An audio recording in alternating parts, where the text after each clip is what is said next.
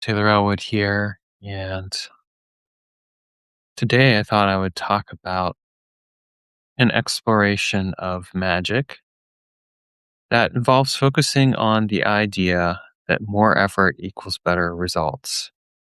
Because I'm not of the opinion that that's actually true, and yet I find it to be a curious perspective sometimes that occurs in magical practice where people will tend to focus in on the idea that the more effort they put in, the better result they'll get. And this isn't even just applying to magic, this actually applies to life in general.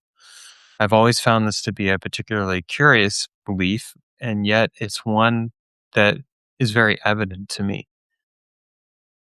Now, I'm going to do a quick mic check here to see if you can hear me. Sheena, if you can let me know that, that'd be great. I'm pretty sure I've got this figured out now. The reason I mention this is because the other day I was doing a Substack live on a different Substack and there were some interesting issues with it. Anyway, while we're waiting on that, I'll keep talking here. Okay. I'm centered in the screen, my love. So, when we talk about magic and really just life in general, there's this very interesting trope about, the idea that you have to put more effort in to get the results that you want. And sometimes I've bought into it myself. It's a very capitalistic notion. And it's funny because I was actually reading The Tao of Abundance last night, and the author was talking about how society has basically has set up this particular structure around this concept of working. And that, if you work hard, you get better results. Or if you work hard, that you're being productive or any of these other things. I personally have found over the years that the more I've stepped away from that concept of working hard, the better off I've actually been, which is probably one of the reasons why I don't really favor a 5-day work week or really just work in general, because it is a lot of effort to get a minimal amount of result. Think about it. If you work at a day job, you're going in 5 days a week. You're making X amount per hour. That X amount per hour is basically your time valued at that hour in return for you doing activities to gain that money. Seems like a simple enough exchange. And yet, a lot of the time, what is really ultimately required is we want to get like enough effort to justify and then some the cost of having you work for us. And of course, with companies, there are costs. There is not just the hourly wage. There's also the benefits. There's other things along those lines. And of course, they want to get a return. So their return is basically gained by how hard you work or don't work. This is one of the reasons why I think that a lot of quiet quitting has happened in companies. We apply this mentality to magic. What we end up creating is a capitalistic version of magic that is really focused on the idea that if I put in a ton of effort, that I will get a better result.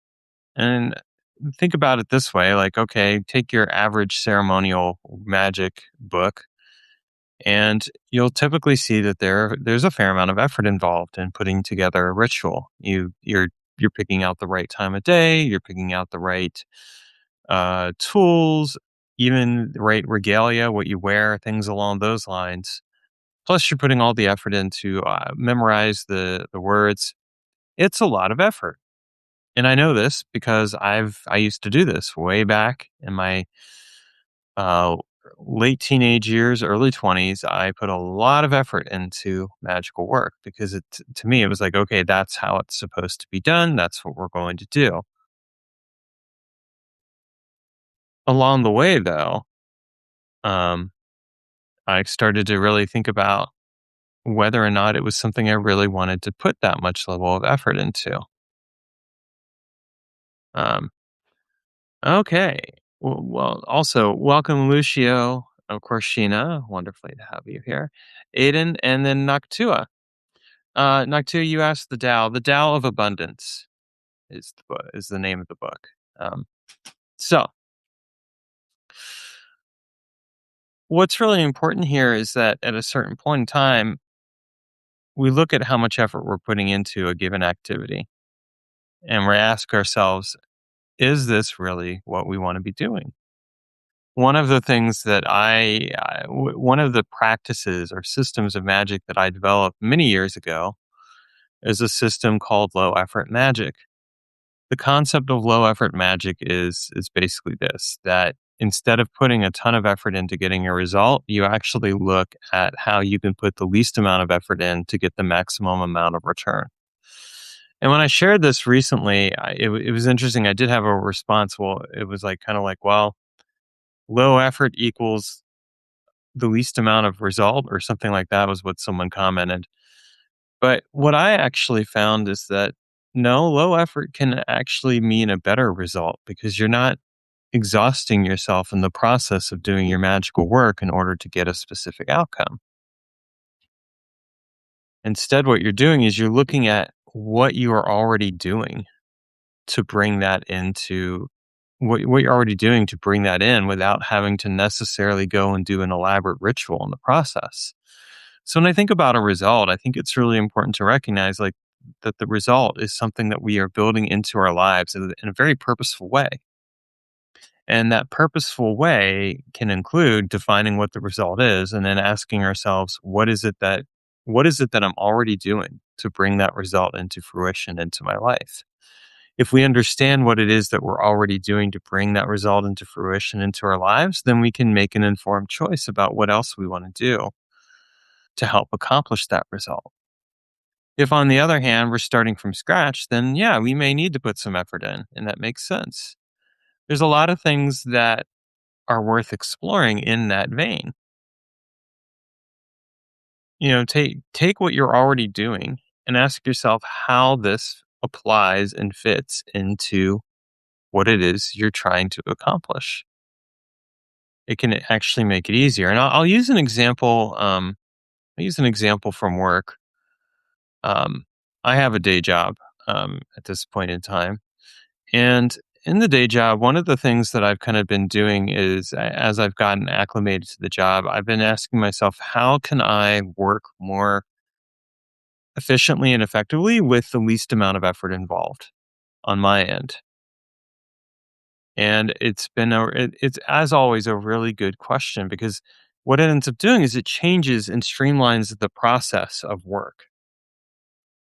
So, as an example, one thing that I've really looked at doing with the current job is I've looked at how I can set up certain templates that I can draw on and use in the job to help me make the conversations I have with my customers a bit easier, or how I can streamline the entering of ticket information so that that information is entered quickly and efficiently and I can move on to whatever is next. And sometimes that I can just move on and relax because I'm not putting a ton of effort into the job. I'm putting in the amount that is needed to get the job done. And each week I found that my scores that they keep track of have gotten better and better because it's like, oh, your productivity is going up. Well, the productivity is going up, but what I'm doing is I'm putting the least amount of effort in to get that productivity to go up. Because again, I'm not a believer in putting a ton of effort into anything if I don't need to. Now, I'll admit I've been guilty of putting a lot of effort into stuff in the past. And it's kind of been interesting because when I went back through Low Effort Magic, which is the class that I put together years ago, in order to get it freshly revamped and updated, I realized I'm like, huh, it's good to revisit some of this stuff on occasion. There's some things here that I need to be drawing on more. And part of this was also helped by listening to a mentor um, of Sheena's that I found really useful because this mentor shared some ideas around kind of the same thing. Like she was like, okay, look, don't go in each day and work on the same thing. Instead, do your work in spurts, like pick a period of time and make that your implementation time, then switch over to learning something, then switch over to doing something else. And I've been applying that mentality to my work and I've been finding that that's also gotten some better results, both at the job and just in magical work in general, because it's like, okay, there's a certain level of being able to adapt and modify a process so that I'm not working that hard to get the result that I need or the result that the job needs or the result that something else needs. And the same thing again applies to our magical work.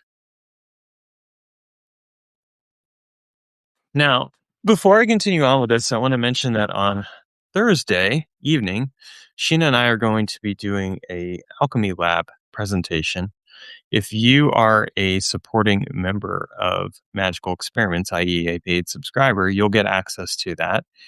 And we're going to be talking about closing the loop and basically putting an end to magical workings that have been left open. This actually feeds into this concept of low effort magic because sometimes if we're doing a magical working and we have that loop left open, what we're actually doing is we're creating a drain upon ourselves because that magic hasn't been resolved. There's been no sense of closure, no closing off, if you will, of whatever it is that we were doing. So kind of it becomes like an important component of this because then we're kind of like, oh, there's something here that I need to close up and wrap up. In fact, one of the services that Sheena and I are going to be offering in the near future is an auditing service to help magicians with that process of figuring out like what's been left open because sometimes we do leave things open. We don't mean to. And we need to be able to recognize that and close the loop in order to focus in on redirecting that energy in more meaningful ways in our lives. But think about this idea of closing the loop even further and think about like in the areas of your life where you're feeling like emotions or thoughts or things like that that are spirals that aren't really helping you. What would happen if you were able to redirect those and recycle them and use them? As Sheena says, recycling energy is easier than raising it. It absolutely is.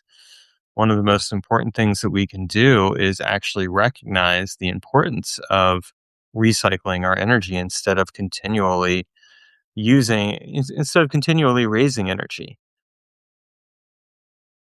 In fact, one of the foundational principles that I drew on for low effort magic was this concept of recycling energy as it related to both how it was related to like what's shared in the scientific principles that I've read about, but also like in Taoist thought and practice. Because you look like at a Qigong movement or like a Tai Chi movement, there is a very deliberate focus on not just raising the energy, but actually cultivating the energy and working with the energy around you in order to make the movement easier and more focused as time goes on.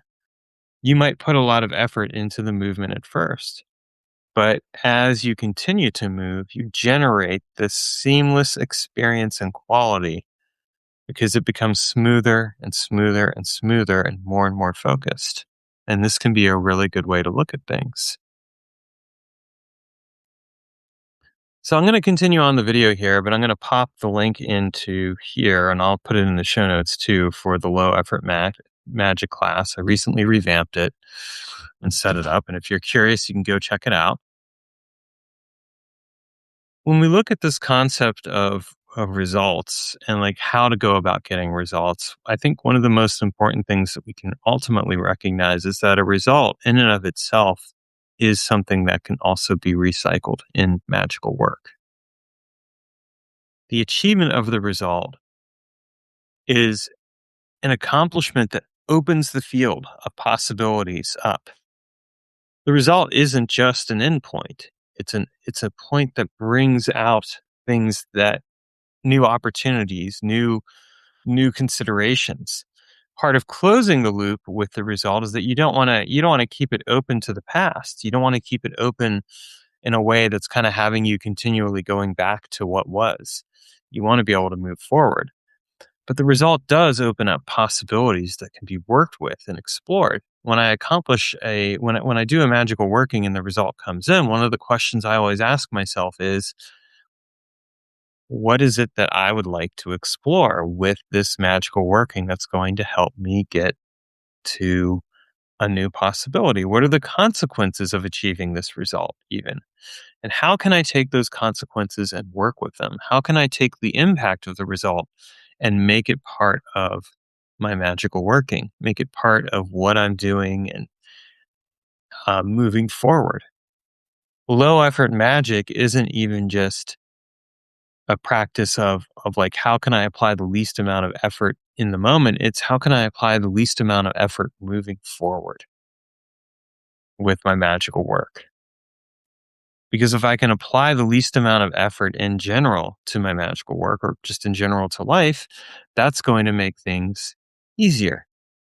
It's going to generate a certain level of momentum that supports the magical work, supports the process of accomplishing something, and manifests it in a very specific way that opens doors. So these are things to be really that we want to be thinking about. And I'll use an example. I'm going to use two different examples here to kind of illustrate this. One example I'm going to use is actually related to how I approach the mowing of my lawn. I know this is going to seem like kind of like an odd thing. It's such a mundane example, yet I will say that I use the mowing of my lawn as a great example of how I apply this concept of low effort magic even to something as simple as mowing the lawn. Because I'm putting effort into mowing the lawn, right? The lawn needs to be mowed right now every week. It's that period of time in the spring and summer where it's warm enough out and it's wet enough out and it's sunny enough out that the grass is growing on a pretty even keel. Once a week, I need to mow. I've timed how long it takes me to mow the lawn. It takes me a half hour. What I end up doing is I mow the lawn on the days when I'm working at my job right now. And I have two 15-minute breaks and then I have like a lunch break. So what I do is when I get the first break, I'll go and I'll mow the first half of the lawn. That's 15 minutes. Then what I'll do is on the second break, I'll go back out in the afternoon and mow the rest of the lawn. And I usually have it done. Why do I do that? It might even seem like, oh, well, okay, you're mowing the lawn, aren't you like putting a lot of effort into things? But what I'm actually doing is I'm going outside and taking a break from screens. That's one thing right there that I'm doing that's very efficient and useful. I'm making use of the time to get a bit of exercise to get myself moving. That's important too. Then I'm taking that experience of mowing the lawn itself and I'm feeding it into the overall maintenance and care of the house and into the establishment of the protective wards that I have in place. So the act of mowing the lawn, which is an act of caring for the land and caring for this particular space, actually ends up feeding into the magical workings that I've already done to put protective energy into this place and to also maintain the care of the land and the house itself. So it becomes one of those things where the effort put in becomes a seamless part of the actual experience. And I've set it up as a low effort thing because I'm not doing this on a weekend. I'm not devoting a half hour of my time on a weekend when I could be putting that time toward other things, such as shooting this broadcast or things like that. Instead, I'm incorporating it into a day where I need a break from the job. I need a chance to go out and do something different. And it gives me that break in routine. Everything is thought out and planned for, and it becomes part of the magical working itself. Now, the magical workings have been done a long time ago. I set up wards around my home when I first started living here. And I did that because I wanted, again, to have, I had very specific things that I wanted. I wanted a quiet neighborhood, which I already live in, but I wanted it to stay quiet. I didn't want people to bother me or intrude or anything like that. I wanted to set things up in a very specific and conscious way. And the magic maintains that. It also keeps people away from my house that I don't want to have come visit me, people that I know that live in the area that I basically have a desire that they stay away from my life. So it's kind of a setup of that. It encourages only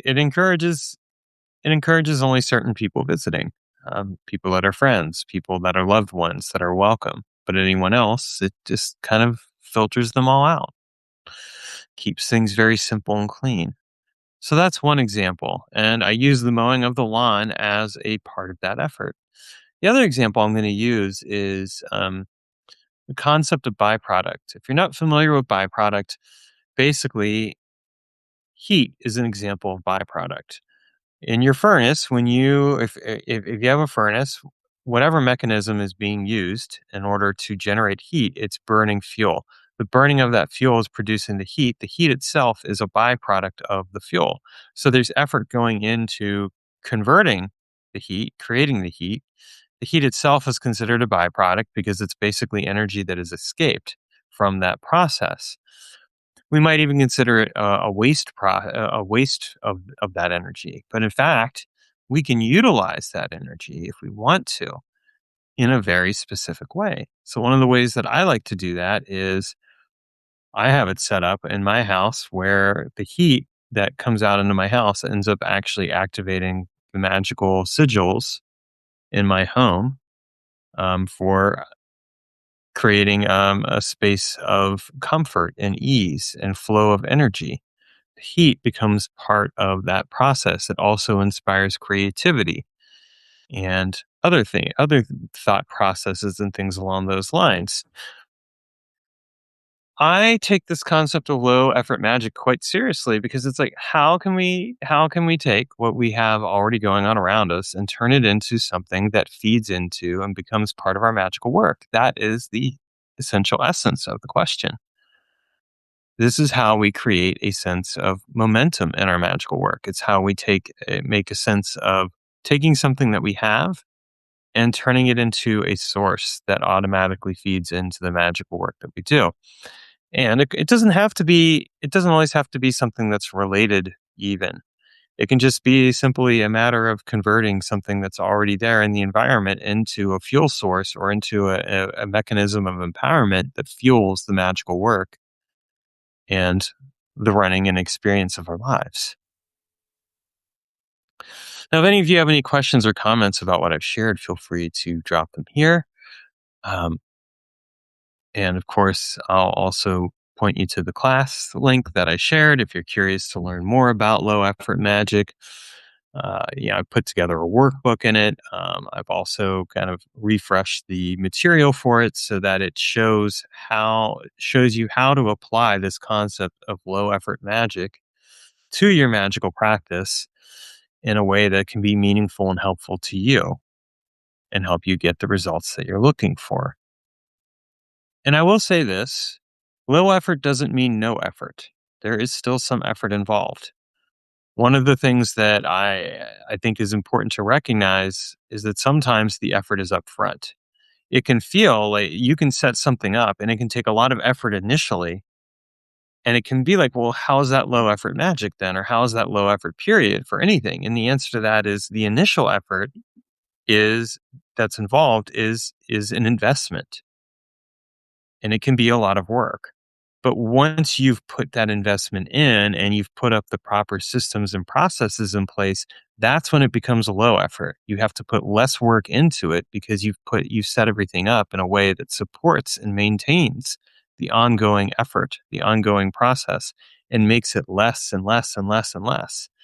And that's what we want. We want to put less effort in order to accomplish the maximum optimal result, as opposed to I'm going to put a ton of effort into everything in order to get the optimal result. You don't need to do that. You just need to apply an understanding that if you have the right systems and processes in place, it can make it easier to get things done. And I'll even use another case in point. I've recently been refurbishing the landing pages for magical experiments and working on them. I figured out a process that made the work for it a lot easier and a lot smoother. It turned out that I just needed to go to a different, or I'm using the same platform, but I had to go to an older version of that platform that's more stable. Well, the result has been that I've been able to get things turned around on this a lot quicker and a lot more smoother. And it's actually helping me to speed up the process of revamping all my old classes so that I can move forward with some new material and concepts and ideas and practices. So I'm really excited about that. And it's a great example of like once you have a process and system in place, it makes it a lot easier to take something that you have and turn it around and turn it into something that just has a smooth, even flow in your life that produces the change that you want. You might not even think that this is very magical, but I think that the magic sometimes is found in the sense of wonder of like, oh, this could be a lot easier than I thought it could be. And I can set it up so it becomes this smooth iterative process that then I can feed into the magical work. I'm also again a believer of marrying the mundane with the magical. If I'm doing something in the mundane, let's feed it into the magical as well to create the overall desired result that we want. Just makes sense. All right. Well, I want to thank all of you for showing up here again. This coming Thursday, we're going to have a alchemy lab for the supporting members, i.e., paid subscribers of Magical Experiments. If you're one of those, feel free to join us. If you're not, click on the subscribe button that will be below the show notes here, and become a paid subscriber, a supporting member. You'll get access to that, and some other things as well. And otherwise, have a wonderful rest of your day. And again, if you're curious about the class, you can check that out as well below. That is available too. If you are a supporting member, you do get a 25% off discount on the class. So just something to keep in mind as well. All right. Thank you all and have a wonderful rest of your day. Take care.